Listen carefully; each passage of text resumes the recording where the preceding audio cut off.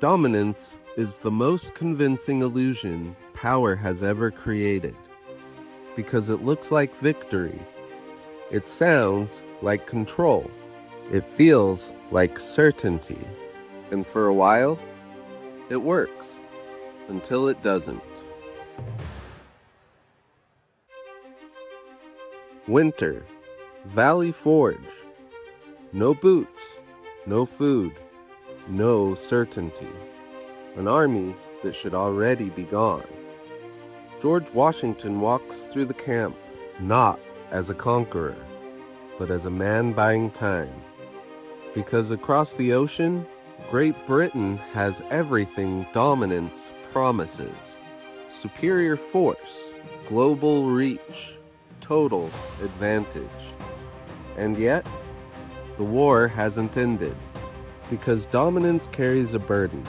It has to be maintained, funded, explained.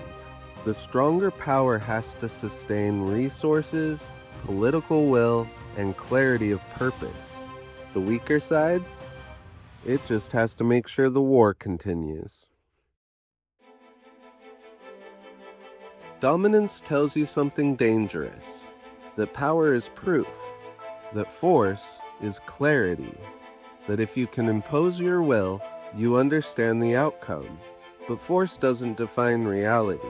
It only interacts with it, and reality pushes back. The American Revolutionary War wasn't won by superiority. It was won by refusal. The colonies didn't need control. They needed survival. They didn't need to dominate. They needed to endure. And endurance breaks dominance. Washington didn't defeat Britain. He denied them victory. He avoided decisive loss. He preserved the army. He stretched the timeline. He understood something empires forget.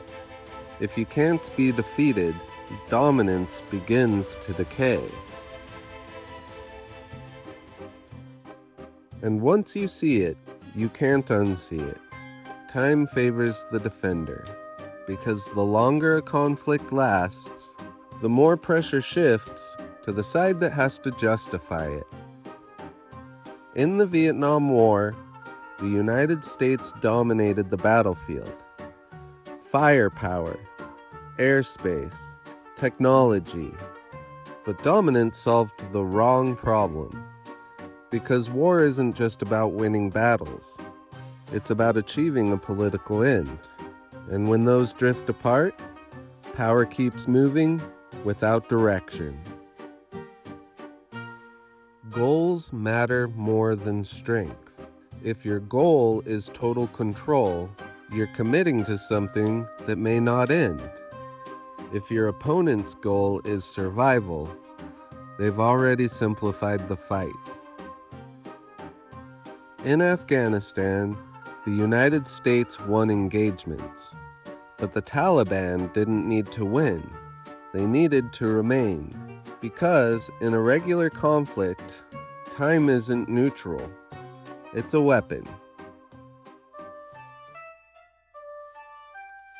And now the full pattern is visible.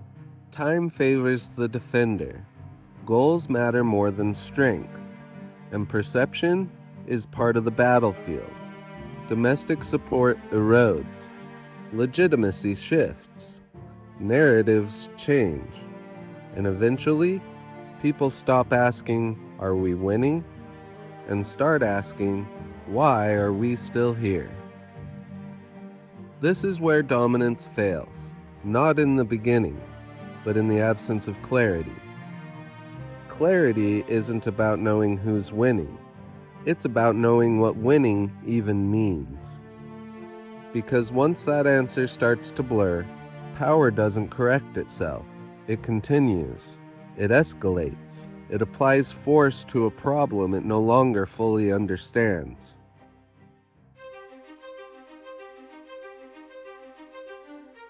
You can win battles, destroy targets, project overwhelming force, and still lose, because your opponent isn't trying to win the same way you are. Dominance is power's favorite myth because it looks like victory right up until it isn't. Power can project, but it cannot define the end. Only clarity can do that. And clarity begins the moment you stop asking who's winning and start asking what winning means.